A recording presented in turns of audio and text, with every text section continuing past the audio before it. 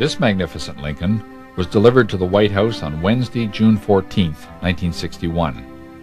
Built at a cost of $195,000, it was leased by Ford to the Secret Service for a token $500 a year. The timeless styling of the all-new 1961 four-door convertible provided a natural platform from which to work. Ford Motor Company selected a stock Lincoln convertible from the assembly line and shipped it to bodybuilder Hess and Eisenhart in Cincinnati, Ohio, where the Lincoln was converted into a parade limousine. Codenamed the SSX100, the body was lengthened in two places, adding an additional 3.5 feet, which increased the weight from just over 5,000 pounds to almost 8,000 pounds. A production 430 V8 engine and transmission were selected as the powertrain, coupled to a heavy rear axle.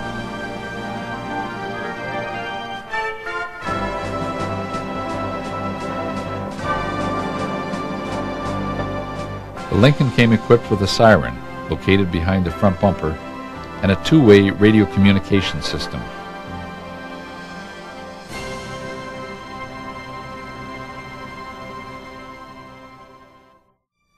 These retractable platforms created a safety risk and were rarely used.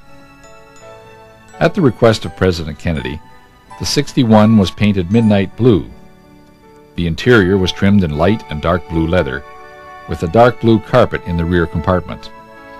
To comply with protocol, the car was soon repainted a darker shade of blue, as all previous presidential limousines were black. A unique 6-piece plexiglass bubble top roof was designed to be assembled in several configurations. A vinyl covering was occasionally placed over the bubble top, but this full-size removable hardtop was generally used when the Lincoln was transported by air. The spare tire was designed into the rear of the car, as the trunk space was essential for storing the bubble top sections and communications equipment, and the rear bumper was hand-built, incorporating platforms for agents to ride on.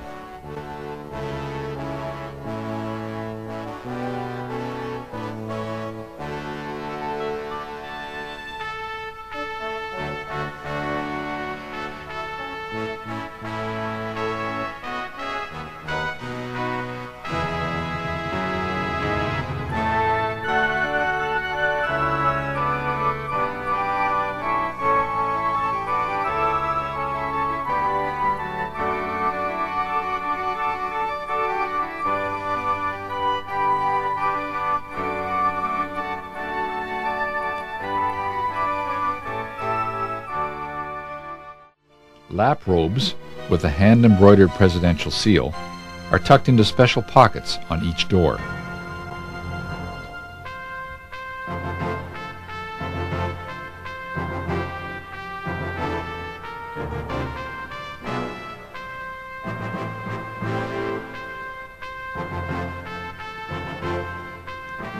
Shown with Ethiopian Emperor Haile Selassie, an exuberant president enjoys the occasion as they ride through downtown Washington.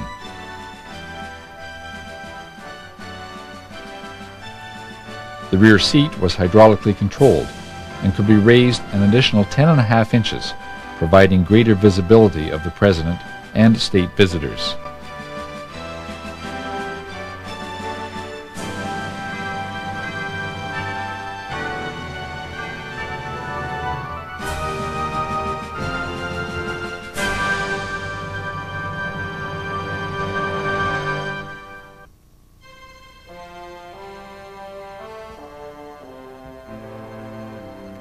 President Kennedy frequently rode in standard Lincoln convertibles, generally when visiting military bases throughout the United States. A few cosmetic updates were added the following year. A 1962-style Lincoln grille and the distinctive 1957 Lincoln Premier wheel covers replaced the original Continental Mark II style.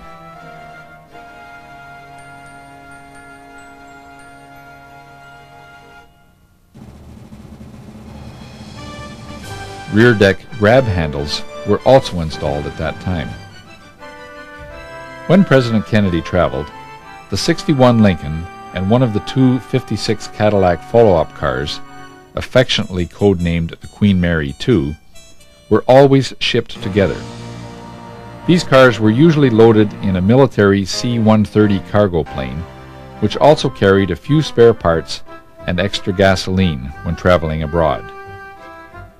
While the President was seen many times riding in this car in Washington, D.C., and throughout the United States, this Lincoln also traveled extensively in Europe.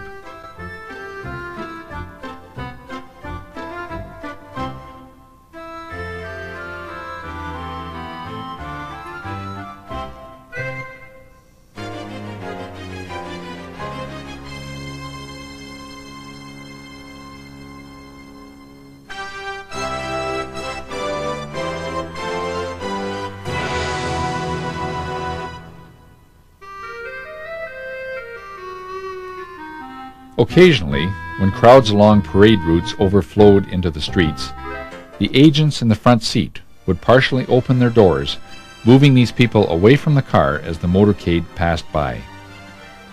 After every major trip, the presidential car was usually repainted and scratches and dents were repaired.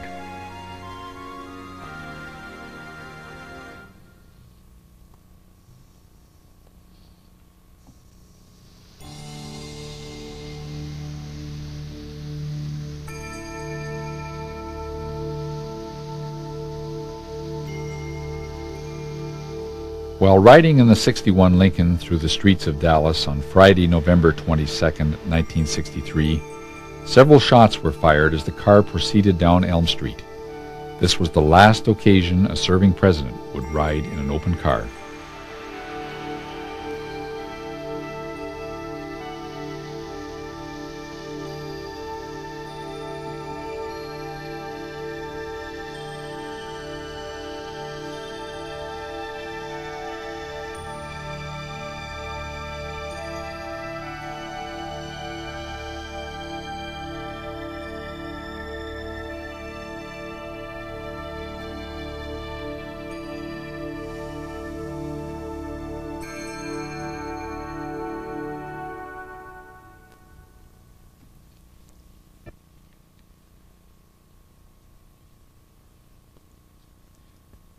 The Lincoln was driven from Parkland Hospital in Dallas back to Love Field and loaded in a military cargo plane for the trip back to Washington.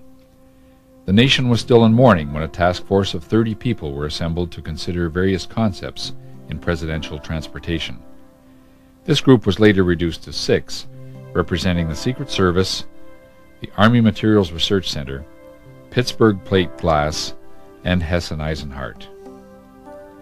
Careful consideration was given to all proposals regarding the presidential vehicle, but the most practical was to rebuild the SSX-100, as there wasn't sufficient time to design and build a completely new limousine for President Johnson. Plans were quickly approved by the White House, and the car was returned to Hesse-Eisenhardt on December 12, 1963, where the rebuild was to be completed. There, the Lincoln was completely gutted. Titanium armor plating was installed throughout the entire rear compartment. The rear brake lines were also wrapped in armor wire. A permanent bubble-top roof was installed. To assure adequate rear passenger comfort, a separate air conditioning system was mounted in the luggage compartment, necessitated by the increased glass surface. A new hand-built 430 V8 engine was installed with recalibrated transmission. The engine was assembled with selected components. The compression was increased, intake ports in the cylinder heads and manifold were polished, and a high-flow carburetor and premium ignition components were installed. Dynamometer tests run on the new engine confirmed a 17% increase in horsepower over the original engine. A 100-amp alternator was installed to power the additional electrical equipment. The entire rear compartment was completely retrimmed in blue leather. The adjustable rear seat mechanism was removed because it couldn't be used with the new roof.